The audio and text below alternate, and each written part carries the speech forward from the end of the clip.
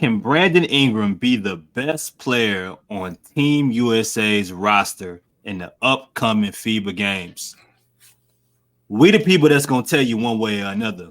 But before then, where the intro at? It's all about athletes and athletics. We controlling this shit, and that's how we feel from the heart. That's the best one. That's the best one. That's the best one. Y'all, let's see. They was expecting one, gave them the other. Welcome to another episode of In Space. I'm your host, Chris Connor. Y'all know this man here. I'm not gonna say his name. Ultimate hater. Brother got a lot of recorded stuff in the vault for his own personal show. Got a few shows that's out. If you ain't checked the one with 5 recently, or any of the ones that have dropped between Justin, got a couple other special shows out on the way. Myself, I have dropped. I dropped a show about Herb Jones a couple of days ago. Y'all ain't giving it enough support, but that's okay.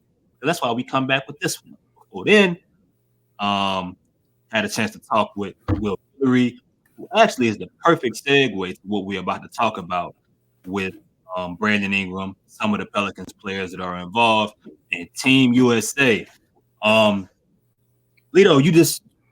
first off, I guess I got to show manners. How you doing, brother? Man, you know what I'm saying? Everything is love, dog. You know, every day above ground is a good one.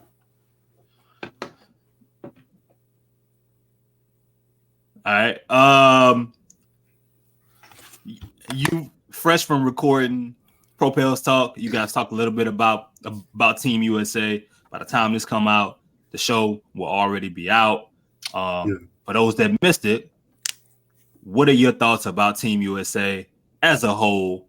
And then we're gonna talk a little bit about BI and talk about some of what making this about his obstacles and being the best player. Because depending on who you ask, man, you can get a bunch of different answers. And I'm curious who you think as well. But what are your thoughts in totality about Team USA? Man, it's funny because before any of the scrimmages, before any of the practices, I think the question Justin asked me if I thought BI could be the best player on the team. I said no. However, after looking at the past 3 scrimmages, I'm convinced he's not going to be the best player on the team. These dudes out here playing AAU basketball. It's a free for all.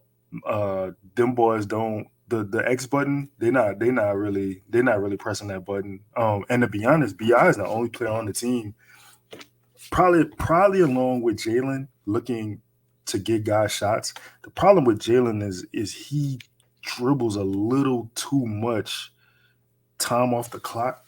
BI is catching shit in succession. He's making a move. He's getting into the lane and he's passed. It was about 5 or 6 plays I saw where he found a guy in the corner. Mikal for a couple of them. I don't remember everybody else, but in my opinion, if the ball distribution is what it's supposed to be, I do think he could have a shot at being the best player on the team. But from what I see in the scrimmages, yeah, dog, it's a free for all. Yeah, and I guess we'll start talking about it a little bit. For those that don't know the roster, game 1 is Monday, right? Against Puerto Rico. Tomorrow, 7:30. Yeah, so I mean, we're talking Paolo, Rookie of the Year. We're talking Mikal Bridges, who has always been a really good two-way player, but got a chance to kind of have his own light once he was traded to the Brooklyn Nets. A part of them making the playoffs late last season. We're talking Jalen Brunson, who was a part of a New York Knicks team that had a pretty solid year. Anthony Edwards, superstar, right? Different breed, mentality that a lot of, I guess, current and former players, lovers of basketball, can relate to, and also plays both sides of the ball with an intensity that more and more superstars that we see are on the rise may not have the same way as they used to,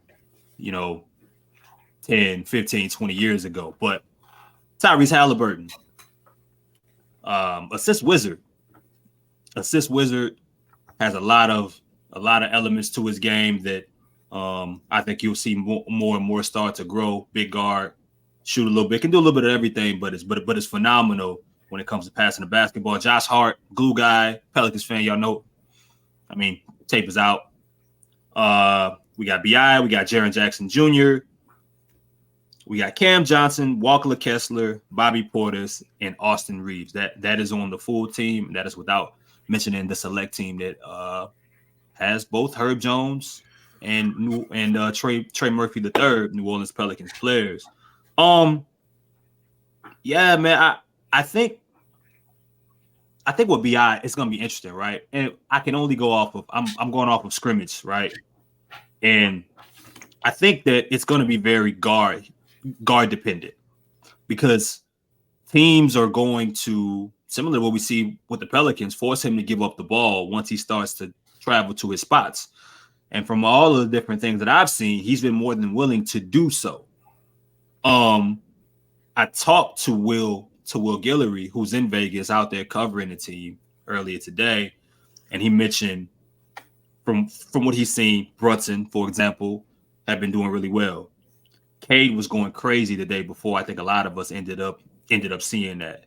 But one of the things he mentioned is that they've had some rough stretches, specifically in the half court, because the spacing has been out of whack, specifically with the starting unit. And Herb Jones is Herb Jones. When you look in the roster, Lito, you have some solid shooters, but it feels like you could use more, or there's only a couple different lineups that you can really put out there that will sacrifice some of your overall talented players to give you the type of shooting lineup that you will need for certain guys to thrive. So check this out. I'm gonna give you a lot of hate today, not because I don't believe in the team or the talent on the team. It's just more fun this way. Just listening to what I think Kerr said today about starting Ant Edwards, listen, I've never won a game. I've never won an NBA game. I've never played in an NBA game. But I believe that, if I saw Ant Edwards sitting on my bench, I'd be like, I think I probably should start him. Like, I think that will probably, push us over the top as far as, the actual talent on the team. Like, I really didn't think that was that hard a decision. You lose.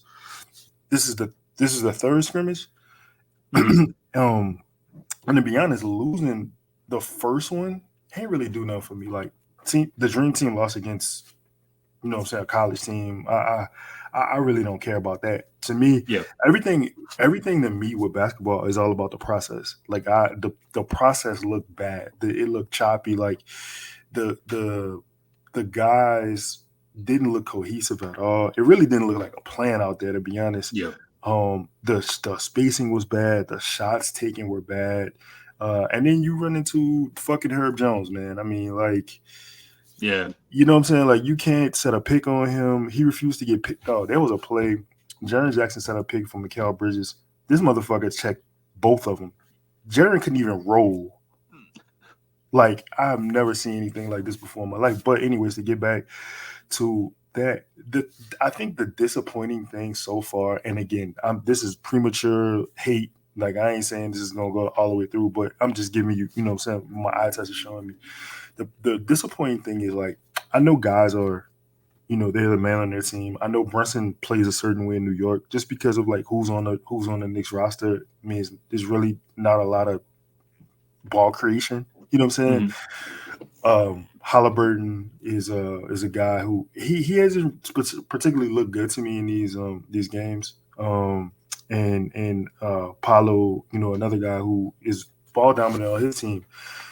I think the disappointing thing is, I like when you play with talent equal or greater to yourself. I think you gotta put all that bullshit aside, and we gotta just be one. Because the thing is, I saw a clip where Bi again was getting boxes and elbows treatment in a FIBA practice, and that shit is insane.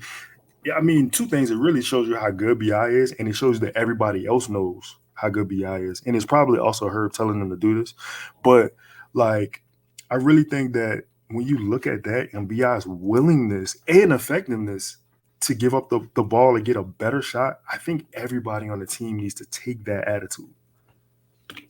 Yeah, because I mean, they're gonna sell out and turn the goal in some of the scrimmages. From what the defenses were showing, is all right. We'll rather give up, and it's funny because with all of the improvements that Mikel has made, of course, he's back in a familiar role, right in the corner, shooting open 3-pointers, right? Similar to what, and we'll just from practice and it's very Phoenix Suns like it. But I think what I see from the team, and when we're talking about what it's going to take for a guy like Bi to be the best overall player on the team, the guards are going to have to like Brunson, and I think that they'll have to take more facilitator type roles for certain stretches because teams are going to try to key in on them and stop them from getting overall penetration or force them into making passes in areas in which they don't want to. And I think what this team is going to benefit from the most is opportunities once the chemistry starts to click, once they start getting used to each other, knowing how this system is going to work for them and what they can and can't do well as a unit, as certain groups, is in being able to move the ball around. Everybody get involved, right? Consistently and kind of see how that goes when the ball is moving. And I think for them to do that, it's going to take a lot of time. I mean, unfortunately, you don't necessarily have it, but I mean, you play basketball, man. I mean, there's a transition. There's a transition with guys that don't have a quarter of the talent that these dudes that are on the floor. You talking about dudes that are playing in these kind of setups and that are a month, 2 months away from being back at their job. A lot, at play here. With all things that are considered, and you're gonna be playing lesser talented countries that they don't care about any of that. Some of them aren't making, they don't have an NBA team to report to. They just trying to win and show out. So, but let's get away from that. Let's get away from the structure of it. Looking at it to me, before I could see how it all fit on paper, I thought Ant was the best player. You know what I'm saying? Like to me, I thought Ant would be the best overall player from what he can give you defensively. We know the athleticism and some of the runs that he can bring you offensively. I thought he could be or would be the guy. I'm not sure if this team has enough shooting and how much they can gel in time for Brandon to get to the areas of like I think their best bet if they're a good defensive team and you can get on a run, that's going to benefit Brandon a little bit more than with this current setup unless guys are being lights out shooting the basketball. What type of scenario do you think would take place for Brandon to be the best player on this team? Hold up, two things. Yeah. You said yes. Guys are playing for their countries. Like fuck the NBA championship. Guys are playing for Mm-hmm. their homelands. Like Yeah. this is way more important to them than winning the NBA. Anything in the NBA. It's probably more important to them than actually money. You know what I'm saying? Yeah. To represent their country. So you got that, and then two, lesser talent does not necessarily mean. And I'm not saying you saying this, but lesser talent does not necessarily mean that it's a worse team. Yeah. You know what I'm saying? Like you sprinkle in whoever the fuck on Luca team with Luca, like yeah, you're like They you could still be the Dallas Mavericks. like you know what I'm saying? Like it really just don't matter. You whoever the hell is on Serbia's team, like it really don't. You know what I'm saying? They got repairmen and cable guys and chemists and bakers and shit. Like You being disrespectful no, without even no, trying. You know what no, you're doing. no. But I'm saying that to say like you can't overlook anybody in this kind of tournament. I remember Rudy Fernandez giving Bron though. Ooh. Like, who the fuck is Rudy Fernandez? And that's no disrespect because I actually do know who he is and he's nice. But you know what I'm saying? But bro, the thing about it, it's kind of a conundrum in a sense because Bi he has a certain pace to his game and it's a little bit slower, is more methodical, is basically a half court type setting. But to be honest, in this particular setting, if Bi is gonna be successful, Bi is gonna need to up the pace of his game. And I'm you could call me a homer here. Yeah, If the team is going to be successful, I really think they need to put the ball in BI hands as more of a facilitator, because you got a 6'9" point guard in him. I can see that. You know Yeah, what I'm saying? And just like, to me, he could get easier shots for Brunson. He could get easier shots for Halliburton. He the FIBA guards, FIBA rules as far as like hand checking and all that shit is a little bit different than the NBA, and guys who haven't had it's any a more physical game.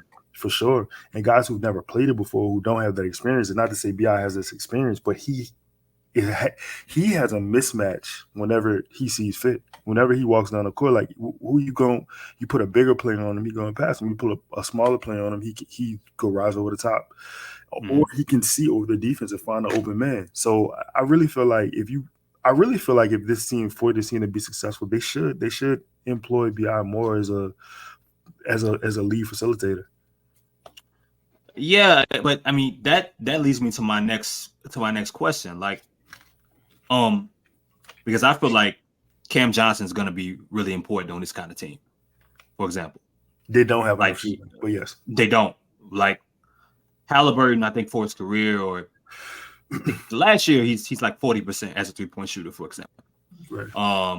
Jalen Brunson is a solid shooter. Mikal Bridges can shoot the basketball and has a lot of experience being a spot up shooter.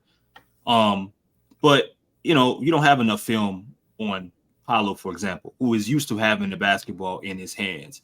Jaren Jackson Jr., I'd say at best average to above average, good for his position, but teams are going to live with that. Josh Hart, streaky. You go down the line in combination with who you expect to play meaningful minutes and what you have, it's tough. And Edwards, I think last season, like 35, 36%, somewhere around that line. This team is going to have to find a way to manufacture shooting. They're not going to get the same amount of calls on drives, on post looks that you mentioned, the hand checking and so on and so forth. It's a much more physical game. And that's a transition for a lot of different USA teams, a lot of different NBA guys being in that field. I'm curious what's going to be the consistency and how much does Steve Kerr and the staff recognize, at least from my perspective. We could be totally wrong and they can go out and crush everybody.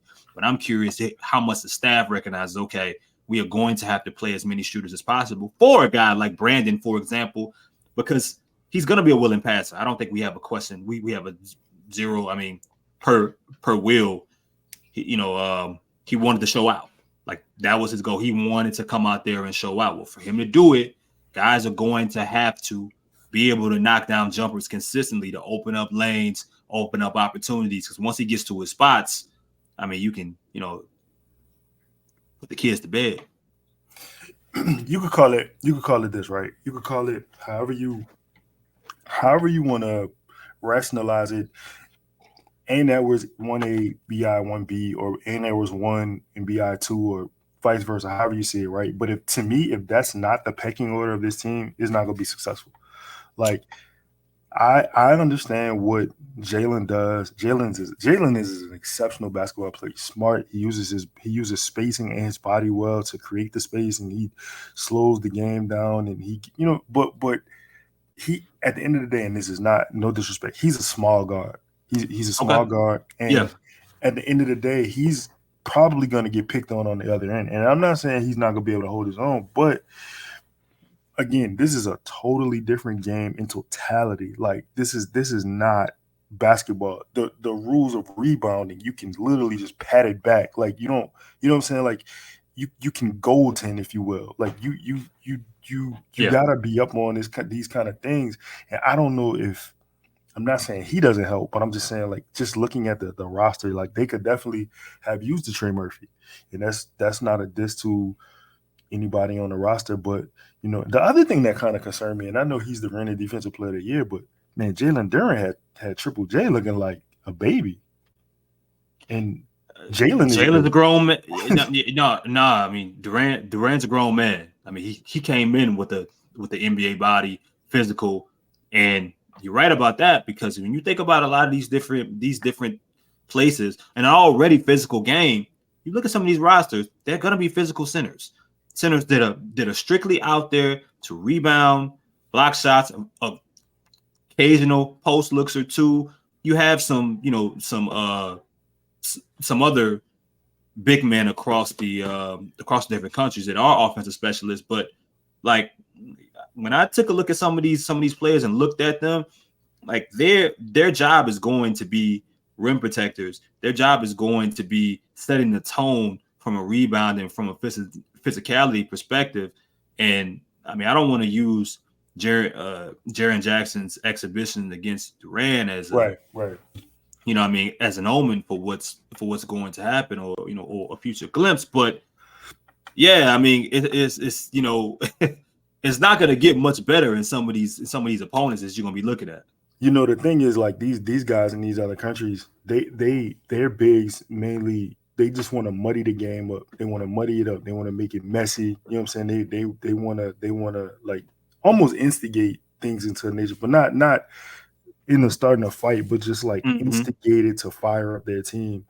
And the thing about, and I know this show not about Triple J, but the thing about Triple J is, while he's defensive player of the year, he's primarily a weak side, a help side defender. You know what I'm saying? And you got, they go play Jonas Valanciunas, dog. Like I know, like for a Pels fan, that name is probably a running joke, but like I don't know if y'all been seeing him out there. He been doing what he do in World Cup basketball. That's why a guy like Walker Kessler is going to be very important. The intensity of a dude like Bobby Portis coming in off the bench, for example, I could see a lot of different setups to where Jaren gets in foul trouble, or it's just not working in the way, huh? Well, water is wet. He's gonna get gonna get in foul trouble. Like that. To be honest, that and his shooting is the knock. You know what I'm saying, on his game. Yeah. But I agree with you. I think that's a slippery slope also though with Walker Kessler, because he gonna get put in actions, cause he gonna get you talk about, you know what I'm saying, and I don't think he has bad feet actually for a guy his size. But the amount of actions they're gonna put him in, I think Bobby Portis is actually gonna be successful. Bobby Portis is a great rebounder for his size, and he's a damn good shooter, and he's intense. So let me ask you this, and we can kind of wrap up from here. Let's say we're talking about strictly talent, because we don't know. There's always surprises when you look at these kind of games, any kind of setups where you're putting a team together, and you're putting them out there with each other for a couple months or so, a month, and expecting greatness. If we're talking strictly talent, 1 through 5 with the team that's here, how would you rank it? You saying against the rest of the world? No. Just this team. Them against themselves. Strictly talent. Not a starting lineup. We're talking straight talent, full roster, 1 through 5. I'm gonna give him a 4. Okay. It's just simply not enough shooting for me. Okay. Now rank the players and give me a top 5. Top 5. Man, 1 and 2 for me is a toss up. It just depends on the day of the week. You know what I'm saying? Okay. It's gonna be BI and Ant. Okay. That's a cop out, but all right. No. Okay, so listen. I'm saying that to say, all right, you know what? Let's get technical. Let's get wicked. All right. I mean, it sounds like you're looking for a way out. I asked the question. I was hoping that you wasn't gonna give me a 1A 1B. That's hella political, Lito. I got a steel chair from Amazon with your name on it. That's crazy. That's crazy. You know what? Shout out to Alabama. Hold it down. I feel like I feel like Ant is the best player on the team. Okay. Bi is the second best player on the team. Okay. Um, Talent. Okay, talent. Mikal, Ooh. Jalen. Ooh. Fuck, I forgot Paulo was on the team. Yeah. Talent. Just pure talent. All right. Ant, Bi, Paulo.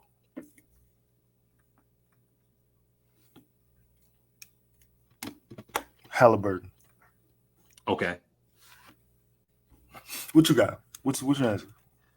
I got Ant, Bi, Halliburton 3, Mikal.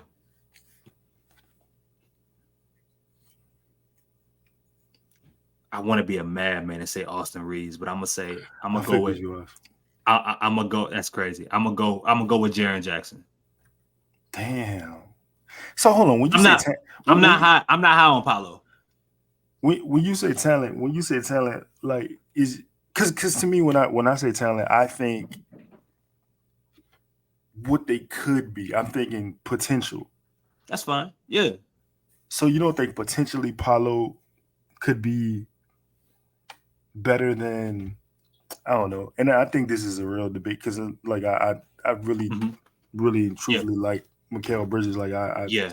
Uh-huh. Do you think you don't think talent wise Paulo is more talented than Mikal? Offensively,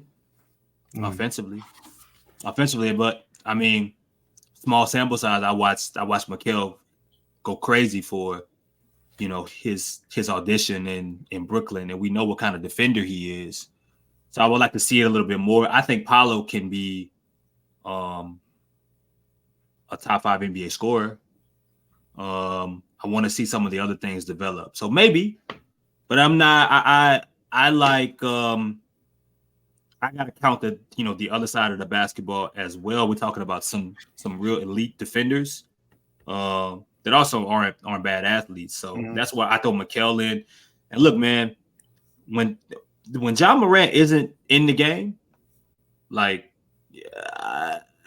those nights that he's out, you watch Jaren Jackson do some crazy things when the ball is going to him. We're talking talent, a big man that can put the ball on the floor, has a little bit of a post game, adequate shooter.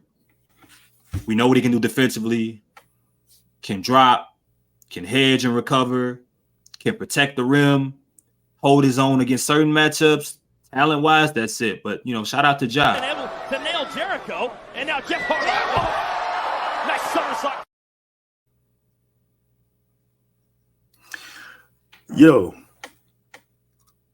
Herb Jones. I mean, Josh Hart better than Herb Jones.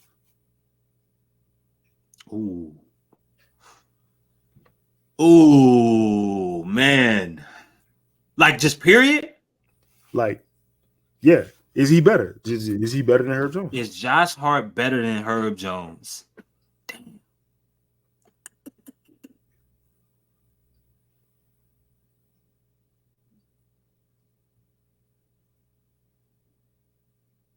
Man, yeah, no. But it's not by much. I think because Josh is a streaky shooter, and I know he can do in transition, and I know what he can do with the ball in his hands.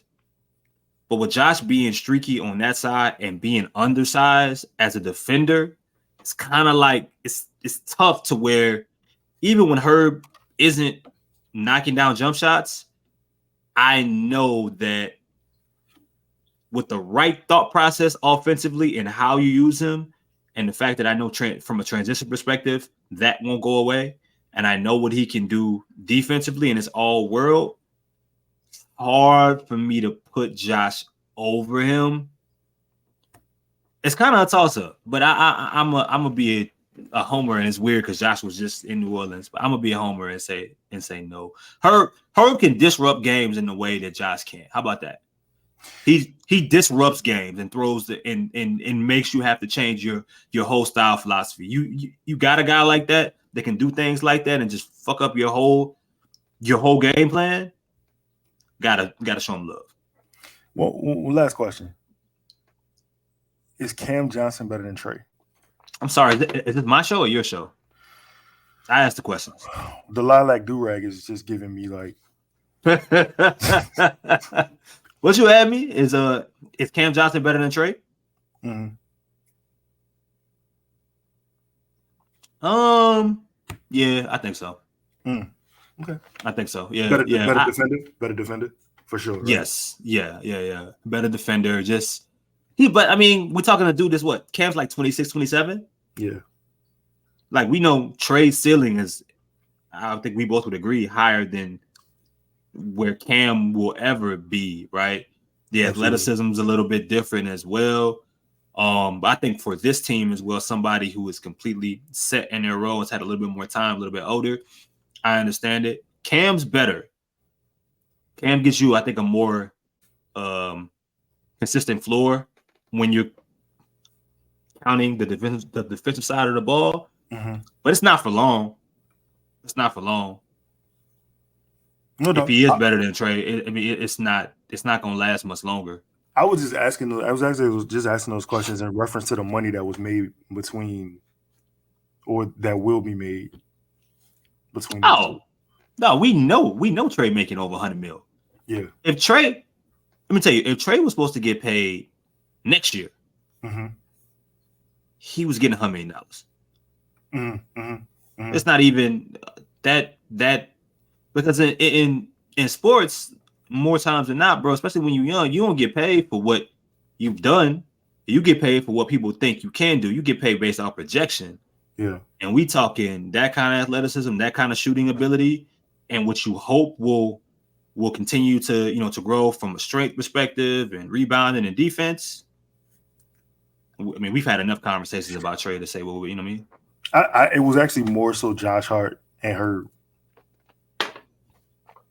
But here's the thing, though, bro. Like, I mean, fuck it. If Josh Hart was Herb's height, he'd probably still be in New Orleans. I mean, the thing that stands in Josh Hart's way is the same thing that stood in Etuan Moore's way, where he was in New Orleans. Like, for example, it's just height, genetics. All Josh had to be was a little bit taller. He was 6'4", 6'5". Yeah. He was 6'7", 6'8", with that same motor, that same ability. Even as a streaky shooter, 35, 36%. Different conversation. But he's limited. Yeah. It's the intangibles. It's the rebounding. It's the motor. It's the understanding of his place. It's the extra pass. It's the IQ. It's the downhill, being able to, to know time, place, possession. A lot of things that makes Herb really good as well when the cards are aligned right. Really important player for this team. I mean, really important player for this team, Josh Hart. Yeah, I mean, all those teams, bro, have guys like that. I thought that was a smart decision. And I mean, it's funny you said that because look, if something happens to Josh and Josh gets hurt, Hurt will be the first person I call up. Yep. So. But yeah, man. I appreciate y'all tuning in. I don't know when the show will be out yet. I haven't even texted Lala and Justin. I'm assuming it's maybe Monday night or Tuesday. By that time, all the thoughts about Team USA's first game will be out. But yo, man, hope it goes well. Please watch Who Cloned Tyrone. Oh, they cloned Tyrone. I apologize. I think they done cloned Tyrone.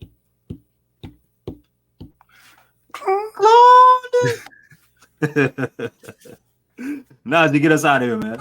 In the building. I told you last time, get with us. Well, get out of here, man.